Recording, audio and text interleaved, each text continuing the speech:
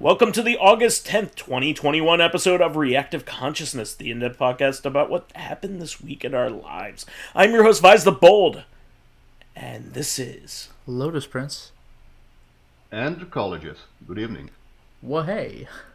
Hey. I didn't invite you. But I didn't... Well, it's a shame I'm here. Yeah.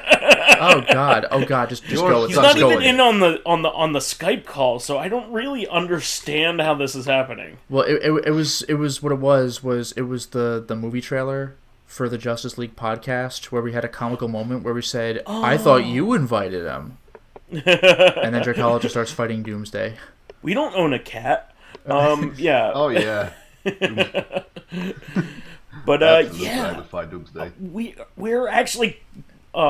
we got a wonderful show, but it doesn't have a whole lot of big items, unfortunately. Well, that's okay. Last time we didn't have a whole lot of big items. We went on for far longer than usual.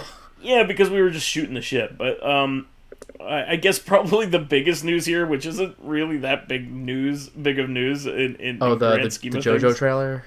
No. That's at Stone Ocean. You know where we do that stuff.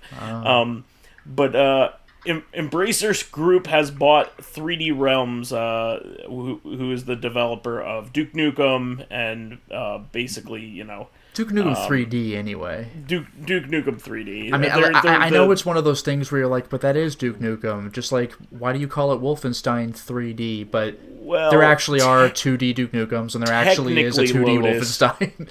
Technically, Lotus. 3D Realms is the successor company to Apogee, officially. Yes. So, therefore, they are the developer of Duke Nukem. Fair enough. And what were we saying, Dracologist? I just said, I played the 2D Duke Nukem and the 2D Wolfenstein.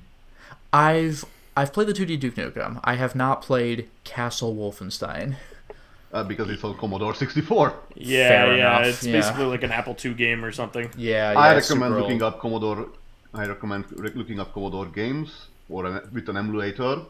You gotta beat the original Wolfenstein in order to get the entirety of the lore. The original Wolfenstein was like Metal Gear, except no one heard, no one knew about it. It's like over the head, like stealth game that turned completely into an action. Just like a run and gun. Yeah, exactly.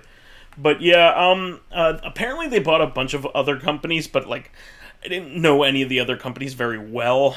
But 3D Realms, of course, has been putting out some kind of boomer shooters, as it were. Well, yeah, they did that Ion Fury, which is now called Ion Maiden. Yeah. It actually reversed because Iron Maiden was copyrighted. Oh, that's right. You got me. Yeah, because Iron Fury Maiden, is the name. Right, or Iron Maiden, whatever. Iron Butterfly. Yeah, but in the Garden of Eden, they had actually revived the old Apogee label briefly when they redid Rise of the Triad back when they did that. But they've been putting out. I'm sorry. You just said yes.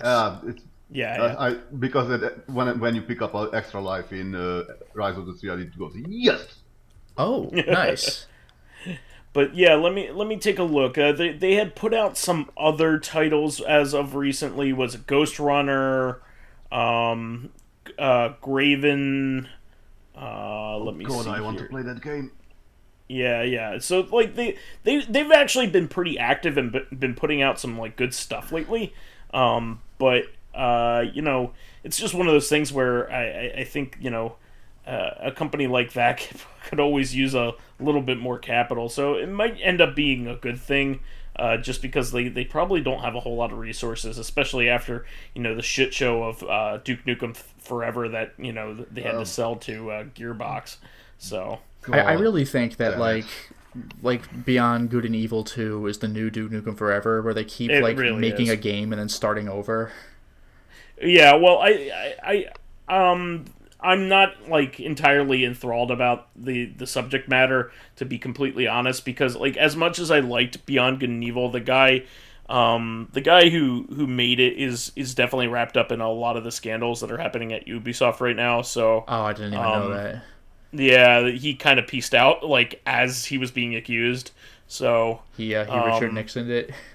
Yeah, he's just like, oh, you can't catch me. I'm already gone. You can't fire me. I quit. Yeah, exactly.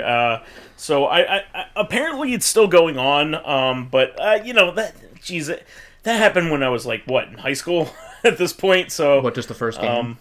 Yeah, the first game happened. Oh yeah, it was like GameCube, PlayStation 2 game. Yeah.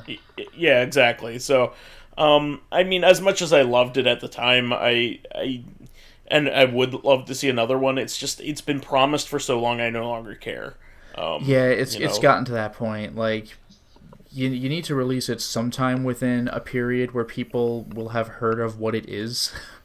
Yeah, and I mean, the original game wasn't even like it was a cult hit, so Yeah. it wasn't like It makes me think of like Or big brain moment. Okay. Wait all the old fans to die out, and then release anything with the name Beyond Good and Evil 2. Well, yeah, that's what I'm So saying. nobody knows Like, what- I was just about to mention something similar. Like, Psychonauts 2 is finally coming out, like, and no one's gonna know what it was except for like 40-year-olds.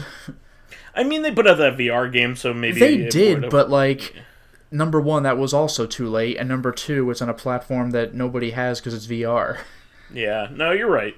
You're right. I mean, I know some more people have gotten VR now, but like, that came out a bit earlier. Yeah, I don't know. It's one of those things where you have to strike when the iron's hot. Yep. Yeah, and you at least have to release updates, like keep in contact. Yeah, the last thing we saw was a CG movie that shows literally nothing about the actual game. We just saw a movie. That's probably all they had. I know, honestly. it's like the Anthem thing where it's like, here, this is what the game will be like. And the devs are like, what? I think it was Anthem that I'm thinking of. Yeah. Well, we'll see. I mean, like, hopefully it won't be kind of like Atari where they it's just like basically a marketing name, like Yeah. like hopefully they produce things that are in the spirit of 3D Realms. 3D Realms was never good at getting stuff out on time to begin with, so they it'll be a lot better probably to have somebody that can hold them accountable. Considering like Wrath is one of their games and it's still in development. Yeah, exactly. Well, I think they're just publishing it, right? They're not developing it. Yeah, what I'm good question. I don't know from the top of my head. What I'm hoping it'll be, which is kind of like what Vice was alluding to, except I have a specific example, is I'm hoping it'll be like a Metal Gear Solid Twin Snakes situation where Nintendo is just breathing down their neck, so they like have to make the damn game. Yeah, Kill Pixel is developing Wrath.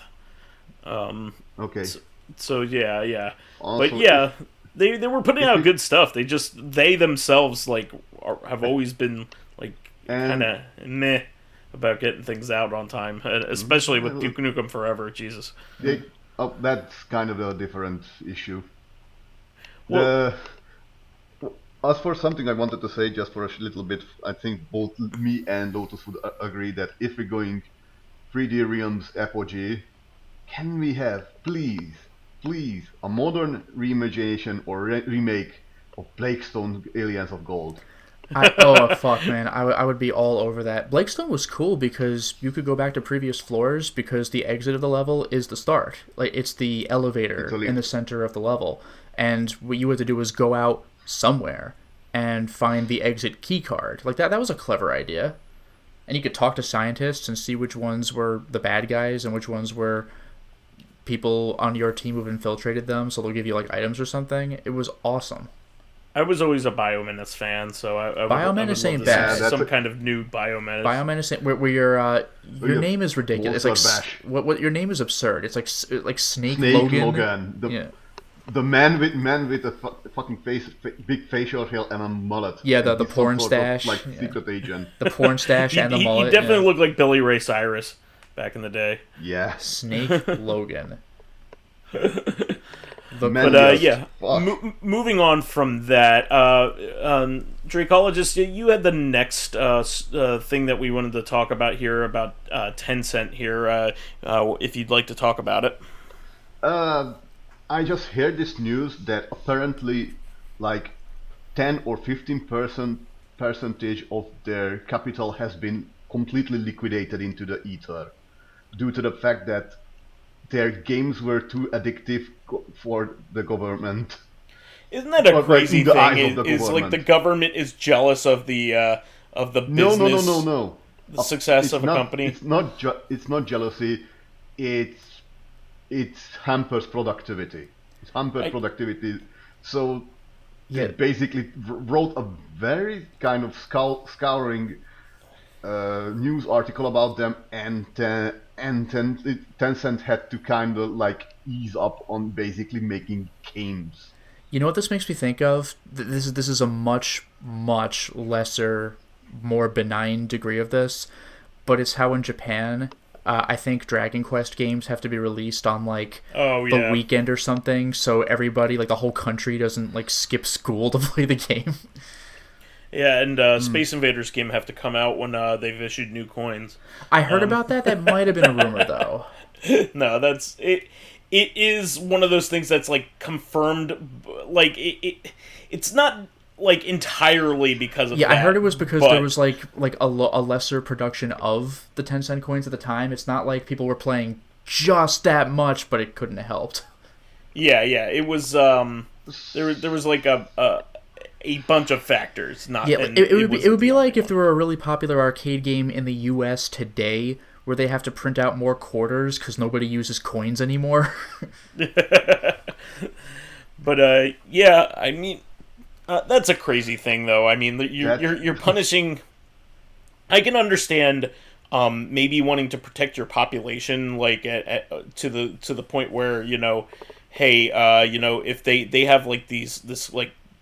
Insanely addictive gambling you want to protect your people from. Yeah, I can see that, but just doing it because their people weren't productive is a ridiculous thing. And you know what's funny? If this were America, productivity be damned. I think the government would just want to like get a piece. Yeah, exactly. Yeah. Exactly. I'm curious, like you and I personally only encountered Tencent during one movie, which what they kind of partly made called The Wish Dragon, and game-wise, I just never seen anything from them. They mostly like they own a big portion of a lot of different companies. Yes, so but mostly I think because they are shareholders, because they are the gateway into Chinese gaming. Like many Western developments have or get through the border of China through Tencent, I think. Yeah, Riot Games, Epic Games. Epic, they have a 40% stake in Epic Games. I mean, that's not insignificant. That's like one of the biggest game companies we have. Ubisoft, they have 5% in. Activision Blizzard, 5%. Let me see here. Platinum Games has an undisclosed investment. Yeah, so like there's some big names. Discord apparently has a big investment from them, which that makes sense to some degree. So, well, yeah, Discord used to be like primarily like a gaming communication platform. Yeah. In fact, they even had when you log on to Discord, there's like a message while it loads. Like, did you know our mascot used to have a name or whatever? There used to be like more game-related messages when you would log on, or when somebody joins a server, new user is here, welcome. But like it used to say stuff like praise the sun, which is like a game-specific reference. They cut down on some of that stuff so as not to alienate like everyone else. It's like how Facebook used to be specifically for college students, but then it opened up to everybody. Yeah. Well, turn it on and off, I think, in the Discord. It makes sense because Discord can be used for a lot of different applications now. Yeah. And it should be. Well, moving on from that, this one is actually Lotus's topic, so I'll let you talk briefly about it. We got the final character reveal for the latest season of Street Fighter V's DLC. Who's it going to be? Who's this final character going to be? I don't know if I recognize his shape. It's a new character.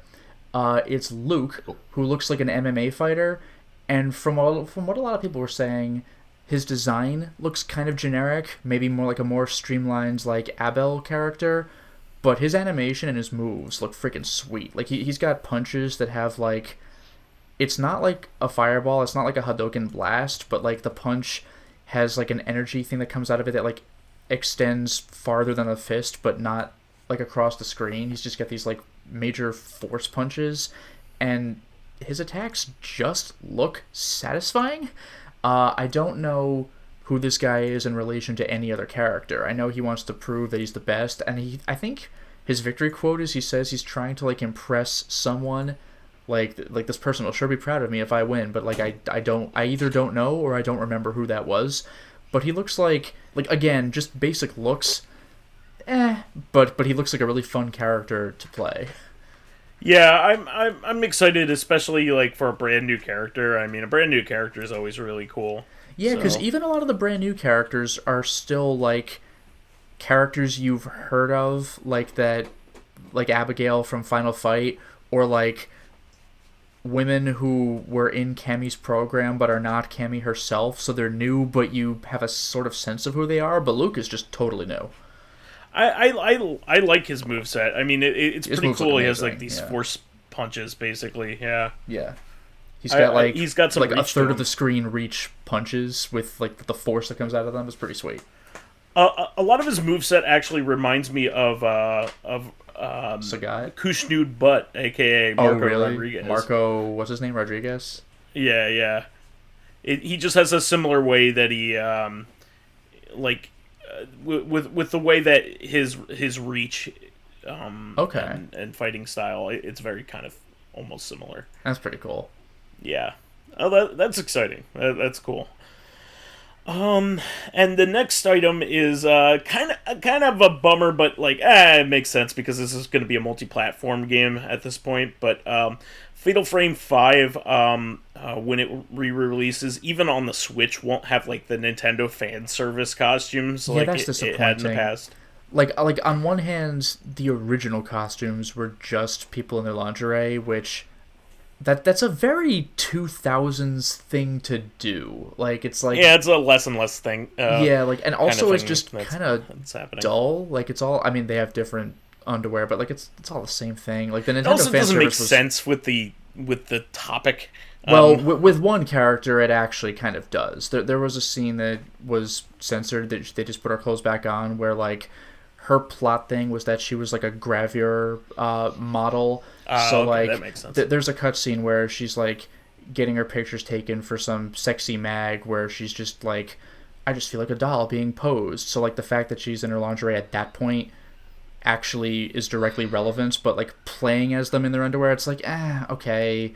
Like dressing up as like Hyrule Warrior Zelda was like interesting. Like Fatal Frame 2 did this shit. They had the Ayami and Kasumi costumes specifically for the Xbox version. Sure. So I'm curious as to whether they're going to go back to the lingerie and just uncensor their game. I'm sure they'll do, or if they're going to do something. Yep. Or if they do platform specific fan service, which I don't think so because it's being released on everything, but I can dream. You know, I just thought about like a Fatal Frame game with a model. You know, photograph. Yeah. Yeah.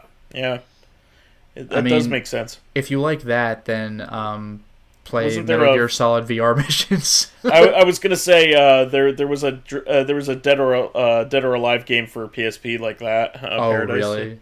Yeah. I suppose the Extreme Beach Volleyball you could still take screenshots just about whenever you want, so we're halfway there. Yeah, I think the entire PSP game was like a photo game. Wow. I was thinking VR missions. The bonus mode is like you can hit up Mei Ling at her desk, and the more high ranks of missions you got, the closer you're allowed to stand, and then wait for her to like bend over so you get a cleavage shot or something. Because this is Hideo Kojima. This is the shit he puts in his games. Wait until you hear why she can't wear clothes. You're gonna feel bad for shitting on this idea. It's because she's photosynthetic, like the really old guy who's completely clothed in Metal Gear Solid 3 because nobody wants to see naked old guy. Yeah, full shit. So anyway, there's also been like a kind of some hopes going along with this game. If they see some success from the sales of this version of the game, they said that they're interested in possibly doing more Yeah, I mean, that would be nice. Like, there's nothing wrong with continuing the Fatal Frame series. It's just that there's been really bad luck. Fatal Frame 4 was kind of buggy and so never made it to the West. And Fatal Frame 5 was on the fucking Wii U, so nobody bought it. And even if you had a Wii U, it couldn't fucking fit on the launch model because we didn't get it physically in the West. Poor thinking. Yeah. That was just poor thinking. One game was too big for the Wii U. All right. Yeah. In my opinion, it would be really cool if they did a collection with all the previous games in it, like 1 through 4. That is not happening. 1 through 3 could happen. 4 is not happening unless, like, I mean, I know there's been a lot of resurrections of old projects that finally make it to the West. Maybe that could happen. But now, I mean, if anybody who would do that, it would be Suda51. I mean, he's brought a lot of stuff way later. Yeah, I mean, we'll see. We'll see. Because the problem is, that's the situation with the game, and it's a Wii title. So, like, I know they just brought over Skyward Sword to the Switch. Like, this can happen. But right now, I'm going to say if they ever do anything like this, it's going to be the trilogy. Which would still be amazing, honestly. The last time we saw that was on the PS3. Yeah, they should. Bring us the director's cuts. Like, nothing's Xbox specific. Nothing like demands the Xbox except for the aforementioned costumes in Fatal Frame 2. Otherwise, the director's cut's just more Fatal Frame, right? Yeah, I mean they looked a lot better than the PS2 versions. Sure. Like the original, the OG Xbox ones were like the definitive way to play the first 2 games. If you ask me. Director's cut 1 and 2. I think it was like a Silent Hill situation. Silent Hill 3 and Fatal Frame 3 were just PS2 exclusive. Yeah. Well, moving on from that, there is going to be some pretty awesome fan service in the new remake of the original 2 Monkeyball games. They are adding... Oh, what was that?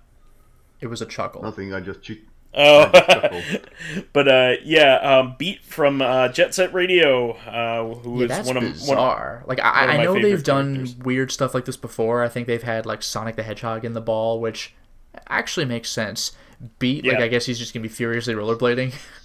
Yeah, he's gonna be rolling around in that ball with his rollerblades, and he's kind of like in a super deformed kind of way. Of course. Yeah. Look at the characters in these games. But I'm really happy about that because he doesn't get any love. He every once in a while makes it into like an All-Stars game, like like a racing game or something like that. But Jet Set Radio is one of those franchises that like it got barely revived by like like an HD version of the original game, but it really just needs a new game.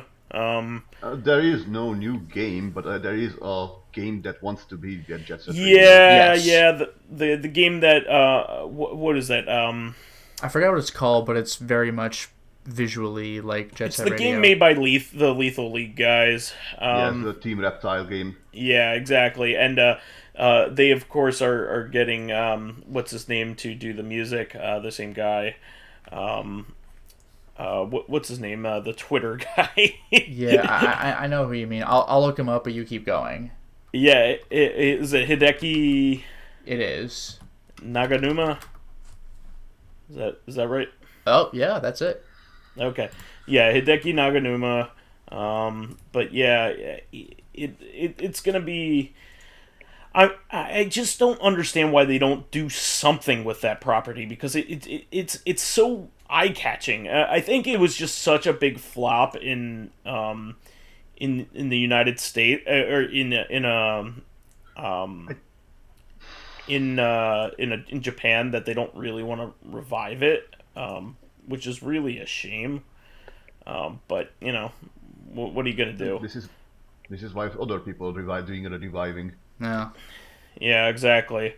But yeah, it's the Lethal League guys are remaking it. I forget, or they're coming out with something that's very very similar in style. Also, that art style is kinda not used in this day and age. Yeah, the super heavy cell shading stuff. Which I never understood. Bomb Rush Cyberfunk. That's right. That's what it's called. Bomb Rush Cyberfunk. The game looks beautiful. But yeah, the release date is future on that, so who the hell knows when that's going to be. But anyway, it's really a big shame that they haven't done anything with that. I mean, the least they could do is like port the second game, which is like, in my opinion, better than the first game. So, and or just put out a new game. Jesus Christ. Anyway, moving on. Also, there are rumors that Marvel vs. Capcom 2 are maybe so it's not even just rumors. It's kind of like a push to that fans are putting out to get a revival of Marvel vs. Capcom 2. So I think it's pretty likely, because Disney has been pretty good about re-releasing their classic games in one way or another. And also, the company that previously put it out, Digital Eclipse, is very interested in porting it to modern consoles. Maybe even like a Marvel versus Capcom like collection with Marvel, Capcom versus Street Fighter and all that, or Street Fighter versus X-Men versus X-Men. It was X-Men versus Street Fighter. Yeah, that's it, right? I want to see Cyber Akuma again, baby. Yeah, like the whole versus series. Maybe even throw Children of the Atom in there. That just for good measure. That would be really cool. And Marvel superheroes War of the Gems. Yeah. Oh yeah. Wasn't there another game? There was also like an Avengers game or something on or an X-Men game on the Super Nintendo that was like basically made by the same team. I think I know what you mean, but I don't know what it was called. Yeah, I forget. But yeah, I mean, I think that would be really cool. But we'll see what ends up happening from it. But I mean, Marvel vs. Capcom 2 is a freaking classic. I mean, I spent hours trying to unlock the characters in that game when I had my Dreamcast. Gray Captain America, Gray Iron Man, and Red Venom. To be fair, I think those were the versions in the they were alternate colors in the original version in Marvel vs. Capcom 1. Well, so. No, they were like, I mean, they were alternate colors, but they were considered separate characters, like Carnage and stuff. I don't know. Like Gray Captain America was called Winter Soldier. War Machine, I think, might have fired missiles instead of the whatever you call Iron Man's repulsor blast or whatever, but like the characters look the damn same. Oh, you mean War Machine? Yeah. What did I say? Yeah. Oh, yeah, War Machine. You said War Machine. I did say War Machine. Okay, we're good. I thought you said Winter Soldier. Well, I did say Winter Soldier. That was Gray Captain America. Yeah, I don't know. But anyway, I would love that. I mean, they had two different Wolverines. I know that. There was like Bone Claw Wolverine and like Metal Claw Wolverine. Yeah. But it was supposed to be like the newer style of Wolverine versus the older style Wolverine, because there was the one from was it like yellow and blue versus like brown and whatever the other color was? No, they were still like the traditional like yellow and blue version of him. But anyway, moving on from that, I thought Lotus would be interested in this because I wasn't entirely sure that you knew about it, but Jupiter Hell is out, and have you ever heard of Jupiter Hell? I have not. So it was a fan-made Doom roguelike. Alright, yeah, I actually was thinking of Doom, because Doom's entire plot is Mars Hell. Yeah, so Bethesda sent out a cease and desist while they were making it, and they were like, you know what, fuck you, we're putting it out anyway, we'll just like asset flip it or whatever, and make it its own property and sell it. Okay. So yeah, Jupiter Hell. Apparently it's really good. Huh, alright. Heard something about it, but didn't see much. Yeah, it's out for about $20 on Steam right now, and I think it's up Lotus's alley. I think he would probably really like it. It looks good. Yeah, I'll take a look at trailers. Yeah, it looks like a lot of fun. So and it's also like with these really detailed, like good looking fan games, why don't you just do this anyway? Like I don't understand why there are fake Pokemon games. Like, why don't like fan made Pokemon games? Just make your own game. Call it whatever you want. Like just because it's done in the style of Pokemon, and like just sell it like that. There are quite a few of those. Don't worry, that are self-made. Tencent being one of them. Yeah, I just don't get why you would be like, okay, but I'm gonna call it Pokemon. Like, you could sell this. Some people like. Yeah, because you'll draw people's attention when you name. call it Pokemon and not something they've never heard of. I mean, like, yeah, but you're not gonna get any money for it, so who cares anyway? That's why you do. Labor of love. That's why you do. Well, there's labor of love, or there's Jupiter Hell, where you get their attention first, and then go, oh shucks, I gotta change the name, and then you still got them. Yeah, I don't know. I think this is this looks really cool, and I'm glad that they wrote it out to a better conclusion. So I'm certainly going to look into it. The next thing is pretty interesting because way back when this was announced, we thought it was presented as an April Fool's joke. Platinum Games said that it was going to make a sequel to a very old and not very well celebrated game in the West, at least. It's a 2D shmup called was it Soul Cresta, or no, Terra Cresta was the original. And they say they were going to make a sequel called Soul Cresta, and you're like, Platinum, that's a pretty crazy idea. That's pretty funny, and you would never think that this would actually be a thing, but it's a real game, and they're putting it out, and it's not a typical Platinum game at all. It's a 2D like pixely shmup. So they finally put out a gameplay trailer, and it looks like a lot of fun. It looks like a lot better than any of the original games, that's for sure. Because Terra Cresta was never a big game in Europe or America, so I'm sure it was big. The big thing about that game was like multiple sections of a ship could be combined into a more powerful ship. Kind of like almost like a Galaga kind of thing. You get an extra ship on your side and you have a more powerful shot that way. It's the same kind of thing. What remind me was Slapfight, aka Alcon. Yeah, Slapfight too. Yeah. When you select, you gain these little power-up stars, and you can select one of that called Body, which makes your ship larger. And unless you get hit, that gives you extra firepower. Yeah, if you get hit, that part of just flies off. I mean,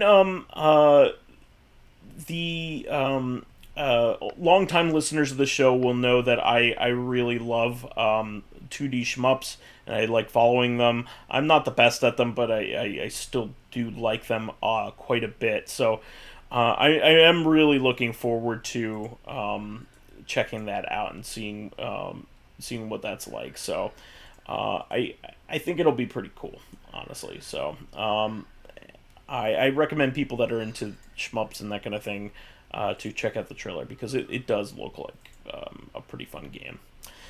Moving on from that, Limited Run Games has a couple different things coming out pretty darn soon that I just wanted to talk about. First is the Double Dragon and Kunio-kun retro brawler bundle. They're doing a limited edition and a physical version of that as well. So I'm really looking forward to that, because I think it'll be a lot of fun. I am probably only going to get the regular version of that, because the stuff that it comes with is not like a super super attractive thing for me. I thought they would do more, considering the legacy of Double Dragon. Like the covers of the original Double Dragon games are really cool and iconic, and they could put posters of those in there like they did with Castlevania, and they're not doing that. They kind of had their own design of poster, which looks good and it's attractive and everything, but it does have a Bobo on it, if you care about that. But please check out Bobo's Big Adventure. But yeah, it does have 18 games on it, so I did buy that when it originally released, and I kind of am collecting the Double Dragon games, like getting re-released, because I also got the River City Girls when they put that out as well, so I might as well, it's just one of those things. I kind of like that stuff. I think I even went back and was like, I really don't want this, but it's gonna look. I kind of want to have it because it's it'll be out of place if I didn't have it. I did end up ordering. What was it? Did I end up ordering the fourth game? Yeah, Double Dragon 4. I think I ended up doing that. And Double Dragon 4 is also really pretty terrible. It's like probably the worst game in the series, if you ask me. Maybe other than 5. But it's pretty terrible. So I'm wondering what. Maybe I didn't pick that up. I don't know. But yeah, I don't know. This collection is really cool though, so I definitely do recommend it. So definitely check this out. There's 18 games on here, and I think the vast majority of them never had official English translations before this collection. So that's really, really freaking impressive. I think it's every Kunio-kun and Double Dragon game on the NES, save Battletoads and Double Dragon, which is understandable. So I'm really excited about that. Also, limited run games. Looks like they're publishing officially Jeremy Parish's GameWorks books, which I did not expect, which is really cool. He puts out a great product with his his podcast Retronauts. And he's been putting out these books kind of for years, along with NES Works and Nintendo Works and Genesis Works videos for a while. But it's really cool to see a more professional, like hardbound book. And they're even putting out like collector's editions with like really cool slipcovers. So. And he's also they're putting out a Super Nintendo Works Volume 1 and a Virtual Boy Works. I think having the Virtual Boy Works is like really cool, because when do you ever see like any Virtual Boy game get any coverage whatsoever, let alone like every game getting a spotlight page in here, and descriptions and histories and interesting facts and all that kind of stuff. So I think especially the Virtual Boy one is going to be really, really cool. So I'm definitely going to get that one. Moving on from that. Also, I thought this was interesting. They put out a whole bunch of pre-orders for Shantae merchandise that was like, people were like, whoa, like calm down with this. Online, I like Lotus. I don't know what your opinion is. I mean, it's cool, but like, Jesus we Christ. get it. You teamed up with Way Forward. Like, Jesus Christ. But the most interesting thing I thought here was they are putting out like Shantae Pogs, and like, I mean actual Pogs, like with official Pog branding, which I didn't know that was a company that still existed. Like it's not even like rip off like milk caps. It's like actual like official Pogs, which is hilarious. 90s kids, if you know any 90s kids, they'll explain what Pogs are. I'm not gonna go into it, but Lotus, do you still have your slammer lying around? I do not. Neither do I. I think for about 8 eons ago, maybe, but. It was a phase. Not anymore. It was a phase for sure. I think they were handed out for some snacks, so you would get them. Yeah, they were kind of a thing that you would get like in your Burger King kids meal and stuff like that. It's like, here, have some Pogs, kid. I had some The Tick Pogs, like official Pogs. I had Simpsons Pogs. I had a whole bunch of them. But anyway, let's move on from that. We have also, I just quickly wanted to talk about this. Konami, of course, didn't do anything of any value with this whatsoever. Of course, they didn't but it was the 28th anniversary of Rocket Knight Adventures. Not that that's like a particular milestone, but I just kind of wanted to talk about it because Rocket Knight Adventures is one of my favorite games of all time. I really, really love it. It's up there with it's probably my second favorite Genesis game. It is up there with Gunstar Heroes. So I really wanted to talk about it. None of the sequels really have like done it for me like the original. The original is just like one of those perfect games. So definitely check that out if you have access to play Genesis games. Also in like minor Genesis news here. Yuzo Koshiro, the composer and basically producer of Streets of Rage 2 and 3. A lot of people don't know this, but not only did he make the music, but he made the games as well with his company Ancient. But apparently everybody has been saying Axel's special move, Grand Upper. Everybody had been thinking that it was Grand Upper for a very long time. Apparently it's Ground Upper. He corrected everybody on Really? over Twitter this week. Kind of makes sense. Yeah, he's like, well, it comes from the ground, and it was upper. And I didn't correct anybody because in Japan it doesn't really matter anyway because nobody knows what I'm talking about anyway in English. So it's funny because apparently no one in America knew either. Yeah, and he's just like I don't think he realized how big his audience was in America until like pretty recently. Yeah, I don't think to MagFest. when he came to MagFest, I think he started to realize, like these games are held in like super high regard. Where he's DJing his own music and he actually got a crowd. Yeah, I mean, like I think he was like floored by this because when I went up to him with a copy of Bare Knuckle 2, not Streets of Rage 2, Bare Knuckle 2.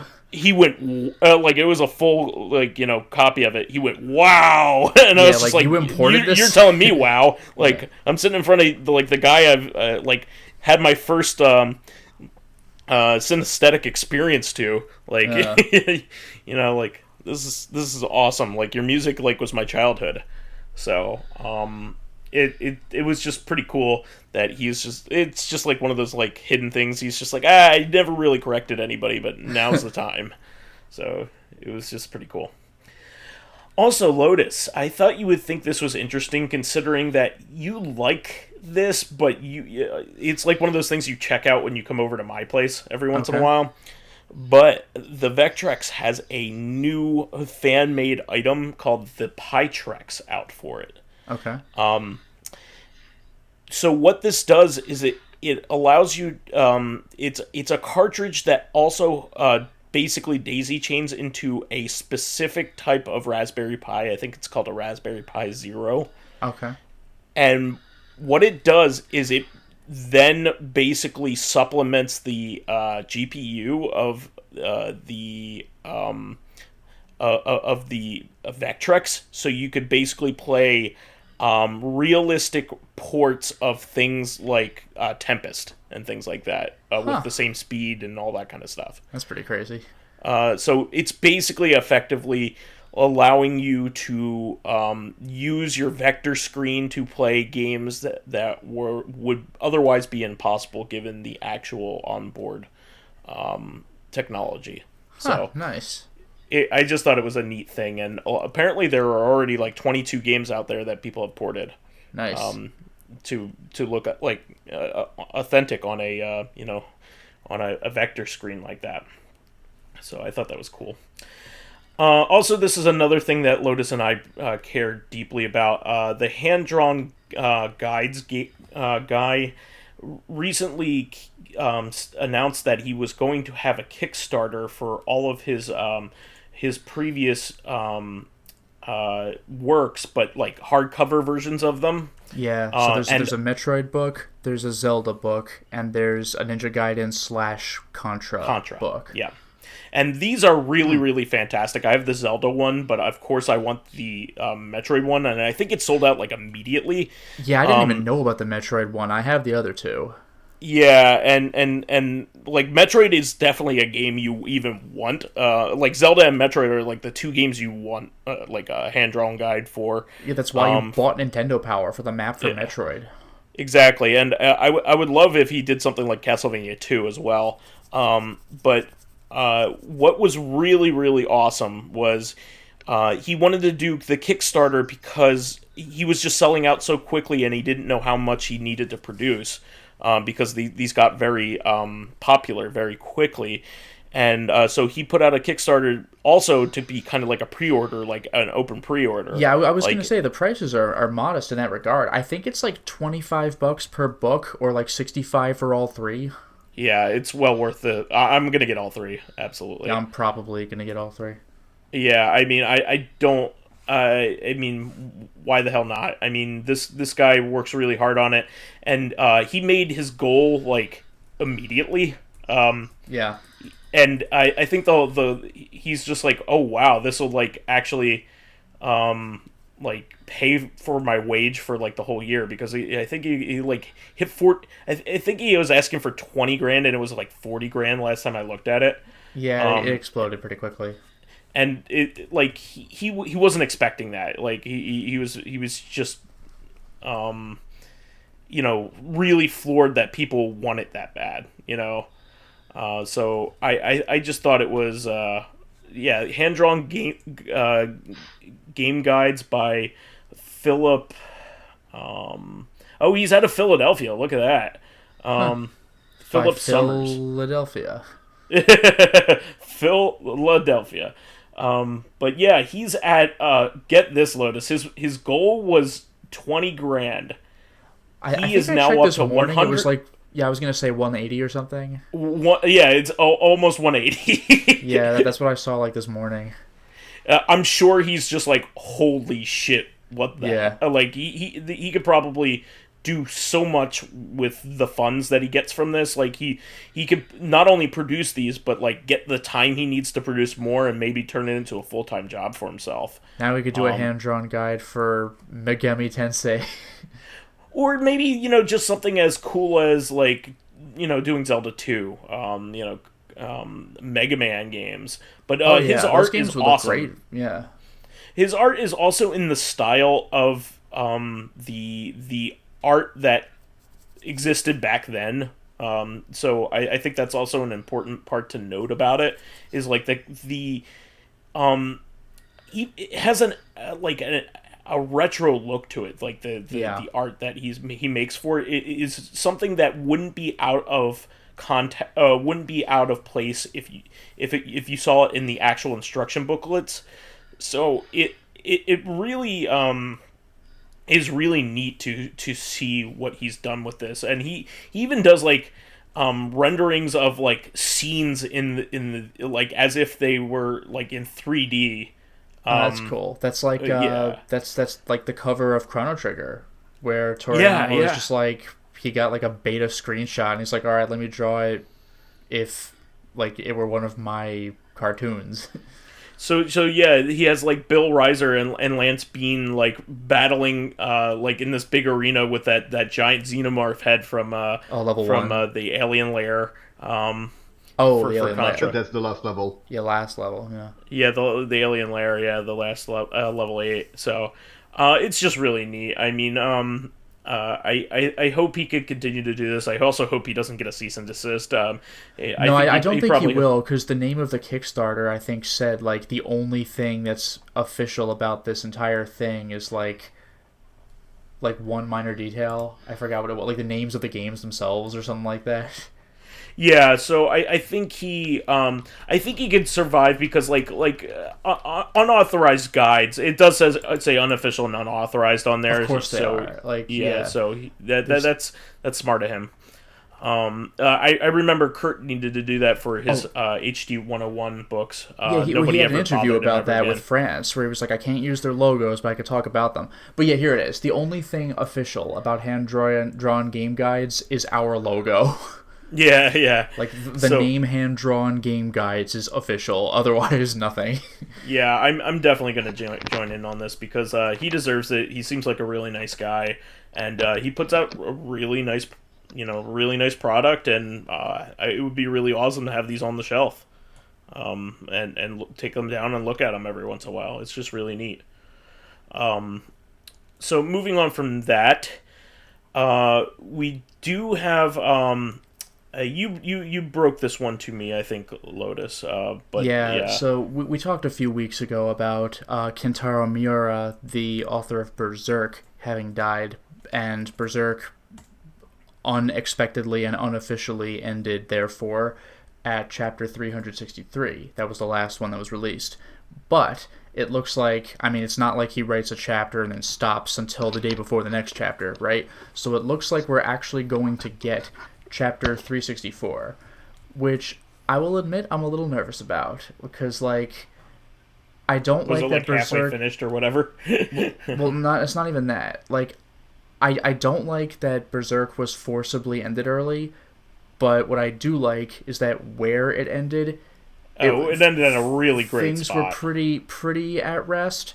I hope 364... I always want more content, but I hope 364 doesn't start something that we know is not going to finish. I'll read it, but I'm a little apprehensive. But I'm excited that we still get something. Yeah, what if it ends on the worst cliffhanger ever? Yeah, in the middle of a fight or something. Oh, come on. And then they fought eternally for forever. Yeah, apparently Miura's protege is continuing the series. Sorry. Yeah, I'm a little nervous about that because it's not him, but we'll see. So that's right, Skull Knight. Your real name is nothing. Yeah, what's Skull Knight? No, I was thinking, what's Skull Knight's real name? Mario, Luigi Mario, something like that. My real name is John Skull Knight or whatever. It's what? John von Skull Knight. Yeah, oh, come on.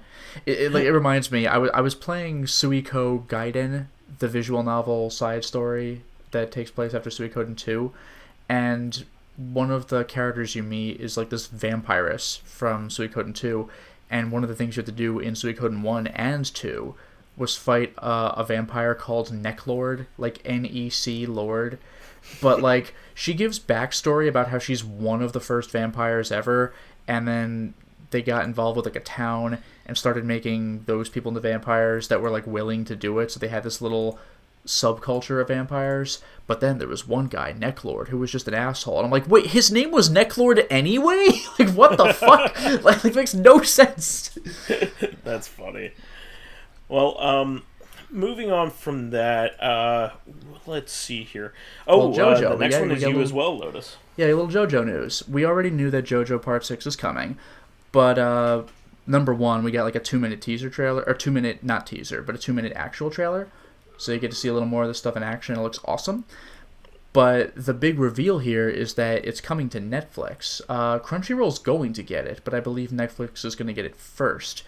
And I think they might have said something around January, which is later than what I remembered the release date was going to be. So I'm wondering if they're going to wait until it ends, and then, because Netflix has a habit now of releasing everything at once, so I'm wondering if they're going to wait till Part 6 is over and just release it all so you could binge it. Unless I'm mistaken and the release date was pushed back, but that might be what happens. So JoJo's Part 6 is coming to Netflix, so get ready. I'm very excited about Part 6 too. Yeah, I'm super hyped. Jolene is one of my favorite JoJo protagonists. I would assume that she's named after the Dolly Parton song. I wouldn't know. Oh, okay. Well, that's probably her most famous song. So. Yeah, sure, why not? Yeah. Yeah. All right. Well, moving on from that, we did want to talk a little bit about Game Workshop here, Dracologist. We wanted to give you an opportunity to talk about what's going on there. Yeah, this is the Warhammer company. Yes, Game Workshop works on a lot of sort of tabletop and RPGs, games and novels, and they are well known for Warhammer and Warhammer 40k. But recently they decided to initiate something called Warhammer Plus, which was this streaming service. And the best way to baptize such a service is with the blood of fans, Right. as per usual. Yeah, Dracologist So told me about they this sent already, and it's out dumb. so they sent out basically this message to every peer people that from now on fan animations are a no-go. That they want every kind of fan content that they have visual image of their products related to Warhammer and Warhammer 40k gone. Basically, they want to wipe every kind of fun animation out. And recently, I heard they want to wipe out fan mods as well from games. Which that part really doesn't make sense. Like, you know what it makes me think of? Can you imagine if, like, you know that that web series Critical Role, where a bunch of like celebrities play Dungeons and Dragons and they get into costume and there's like fan art of them? Can you imagine if TSR just like shut that shit down because they didn't make it themselves? It's like, what are you doing? Well, Wizards of the Coast are all most likely, but Yeah. the yeah. So basically, this was devastating. Because back then there was like news like, oh, this animator who made this grand video about like beautifully animated masterpiece of one of the Warhammer novels, made Warhammer 40k novels made into a sort of animated story. And oh, they hired him. I was like, good on them. They're going to work on something more official this time. Okay, and another sort of group that worked another sort of this independent video series. If anyone's seen the video series Astartes, I'm fairly sure they probably know that story about. And they pick up and then there was like news like there were like sort of rumors of like they picked me up, they told me to sit tight, and that was it. And people started to get a little bit anxious about what is going to be, and now we're living in the point that essentially this free advertisement for your work has been made illegal. Yeah, it's dumb as shit. You know what it makes me think of, actually? A better example than what I gave. You know how Team 4-Star had been doing DBZ abridged videos for years, but every once in a while they would get flagged by Toei because they're using, like their animation. Even though they fudged a lot of it and made it their own thing, they're still using their animation.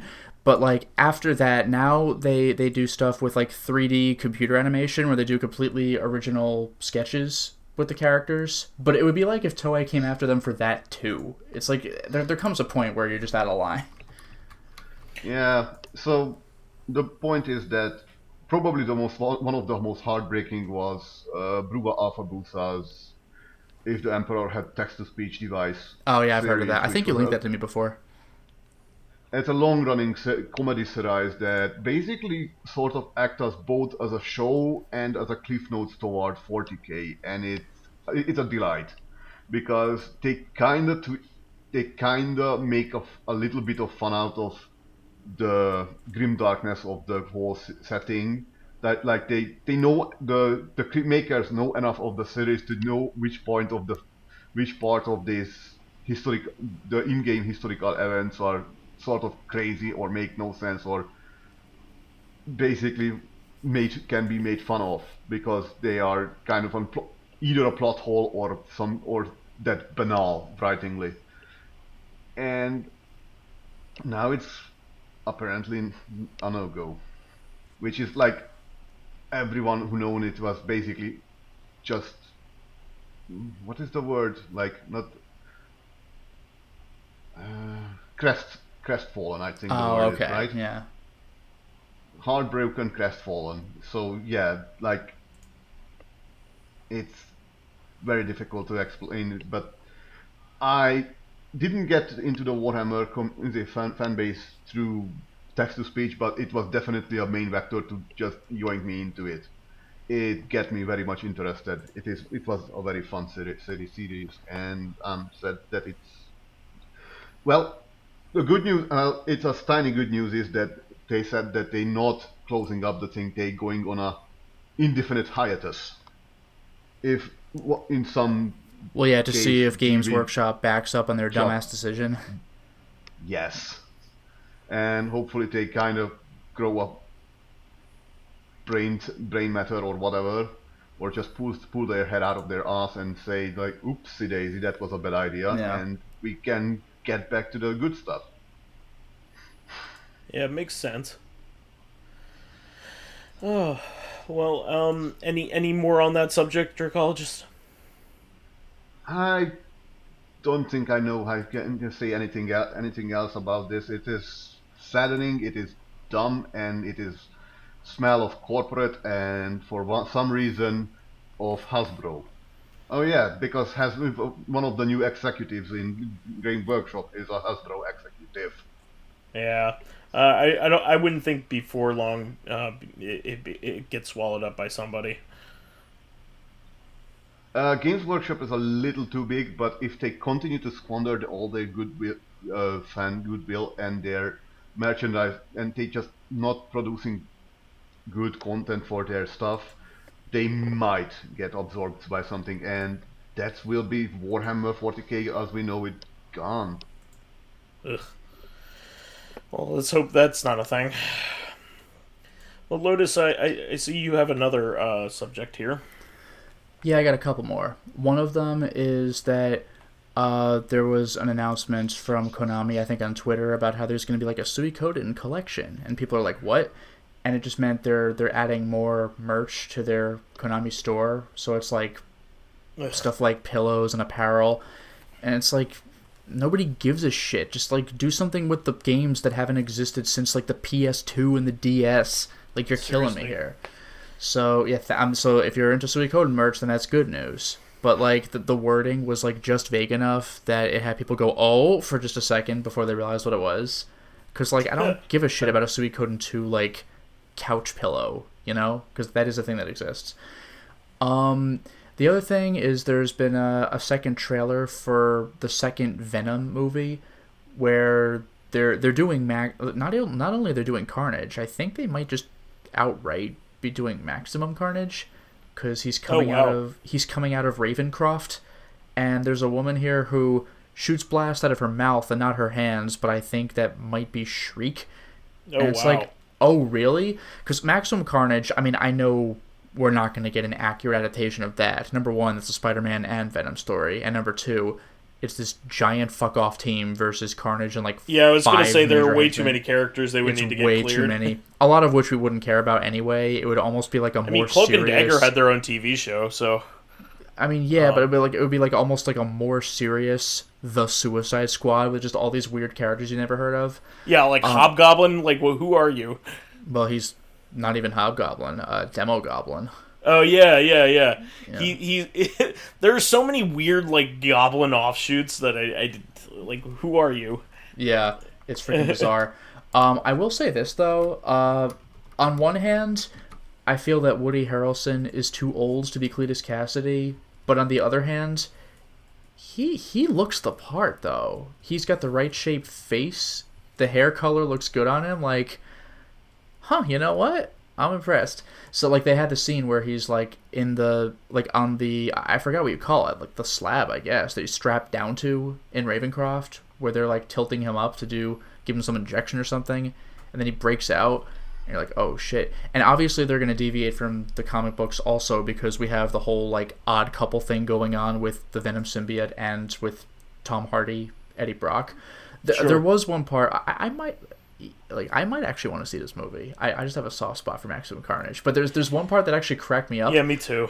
In the trailer where like as Venom, he sees the red symbiote, like he sees Carnage, and then like he's in the Venom costume, but the Venom symbiote, you know how he talks like independently, which is kind of like unlike the comic. Like the Venom symbiote just goes, "Oh shit," and just like retracts. And just leaves Tom Hardy there, just standing there. And, like, Carnage is just coming at him. And the symbiote's like, I'm not fighting that guy.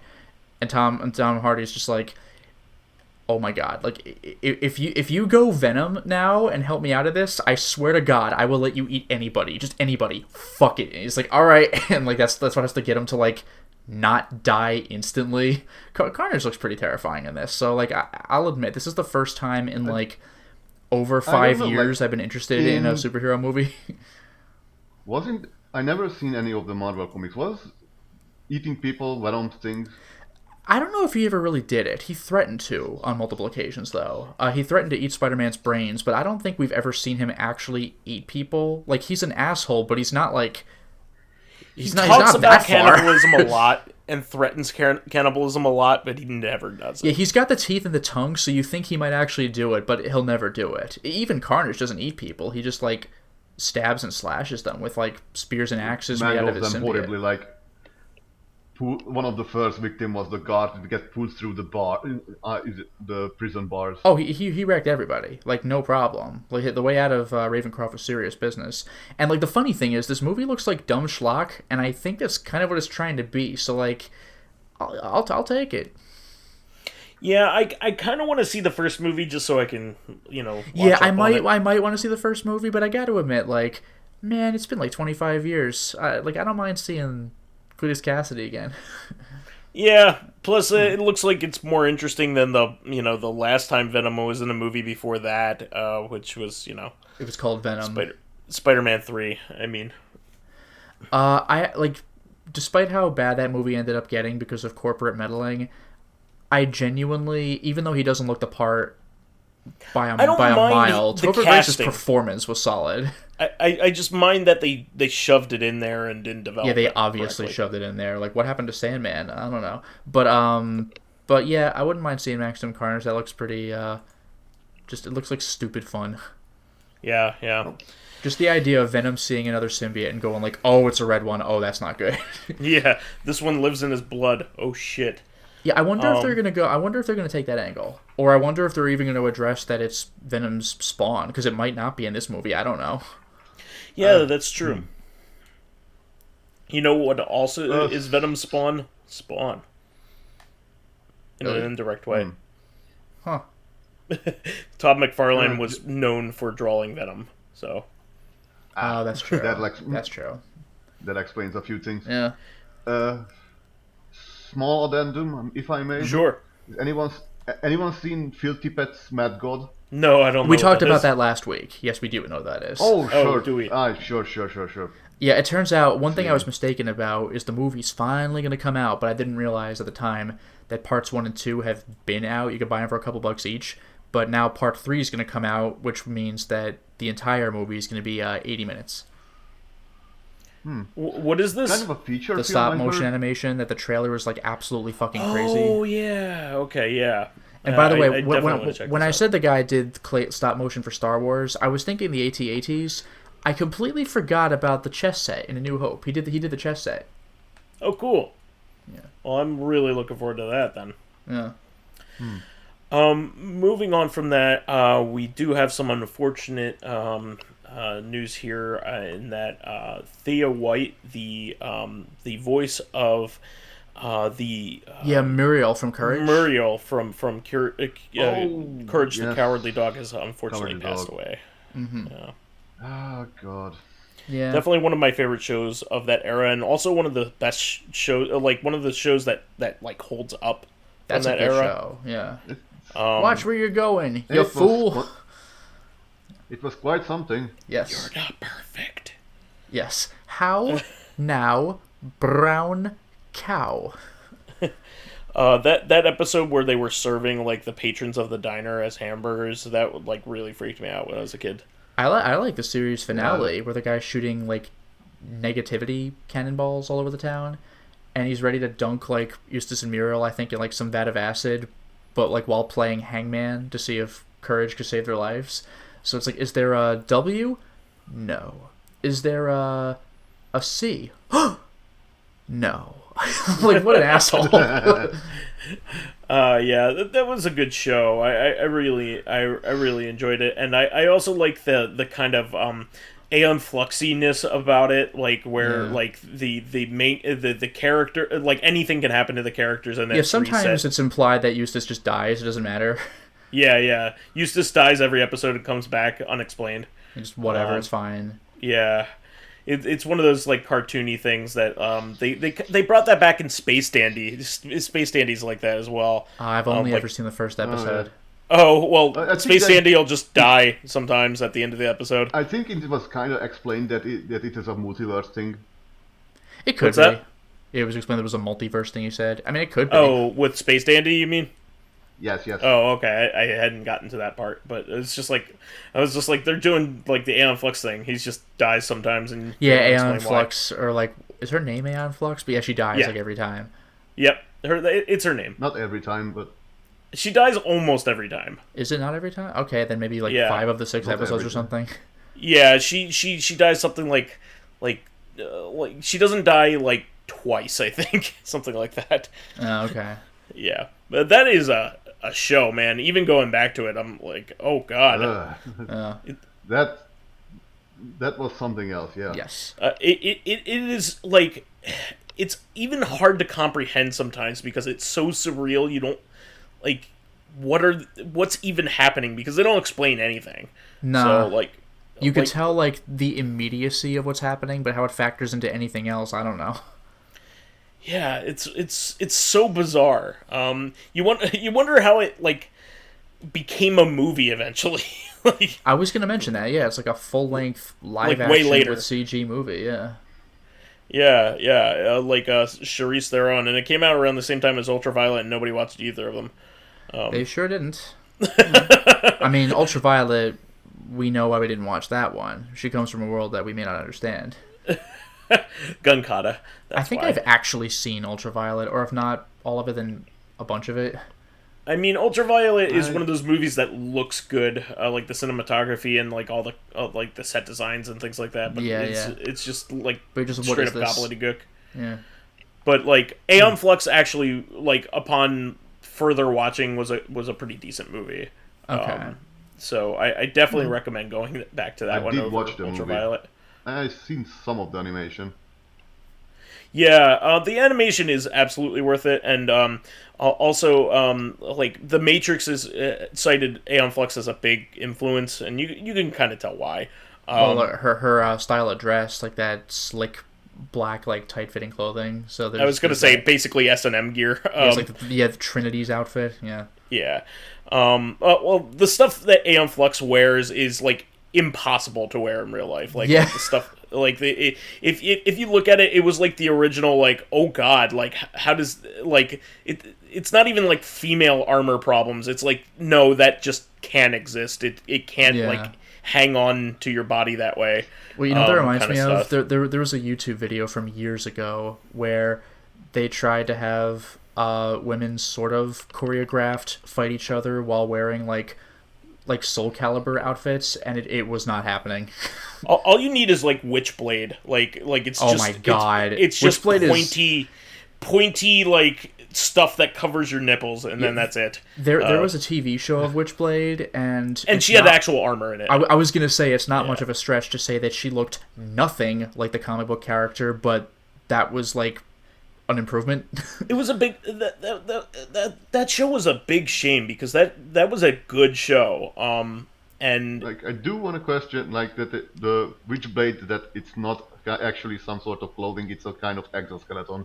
Yeah, living- yeah. it But basically it's is. still absurd, and you're not wearing it. Yeah.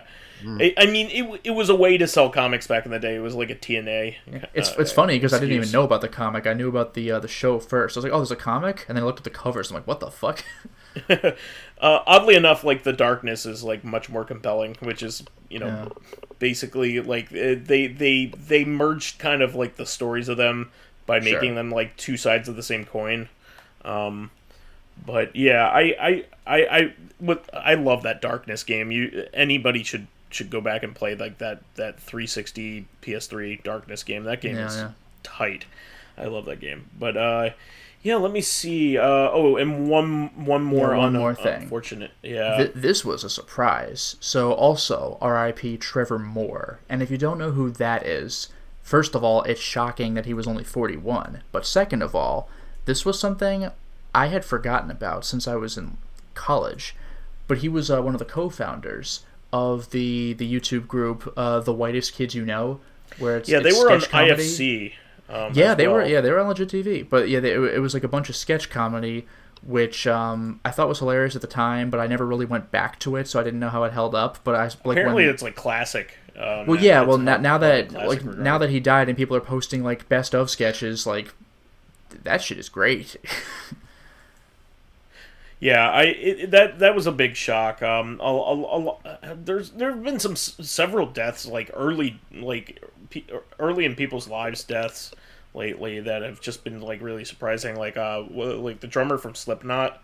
Yeah. Recently, that's a little outside of the scope of the show, but it's just like something. It's just like one of those things. Like it's been a rough couple of years here with the pandemic, and everybody else is having a lot of other people are having mental health problems, so a lot of these we haven't heard like the reasons behind. I don't think they gave a reason behind his this is very, very recent. This Trevor was like last Moore. night. Yeah, I don't think he was terminally ill or anything like that, and Thea White was pretty on the old side, but well, I mean, even her voice for Muriel, like she had like an old lady voice. Yeah, I think she was doing like an old lady voice, like at the age of like 50 something, that kind of thing. Yeah, but it was one of those things. But like, yeah, I think that it's really a shame, that so many passings like this, opportune ones. It's just really been a crazy couple of years. But anyway, that will basically be the show for this week, unless anybody else has anything else to say. No, I think I'm good. Well, that is the show for this week. Please remember to subscribe to the Corrective Consciousness YouTube and SoundCloud pages. While there, please give us thumbs ups, likes, and 5-star ratings on iTunes.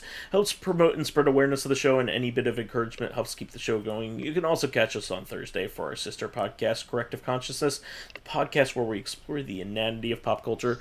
On there, we kind of like going off of our discussion on Twin Peaks and Dexter last week. We're going to be talking about shows that basically just got a second chance to wrap it up. So finally, you can friend me as vysethebold on Steam, PSN, Xbox Live, Twitter, whatever. And how about you guys? Well, you can follow me on my YouTube channel, Lotus Prince. You can hit me up on Twitter at Lotus Prince. And finally, if you are interested in seeing my videos early, getting in on exclusive live streams, selecting upcoming games for me to Let's Play, or get in conversations with me and other patrons on Discord, then perhaps consider swinging by my Patreon account, which can be found at patreon.com/LotusPrince. And you can find me on Skype, Steam, and on Discord under the name Dracologist, and occasionally on Twitch under the name Dracologist. Oh, you've gotten your medical degree. Yes. Oh, wonderful. Well, that's great after all these years. Well, that will be the show for this week. We will catch everybody on Thursday then. Until next time, everyone. Bye-bye. Good evening.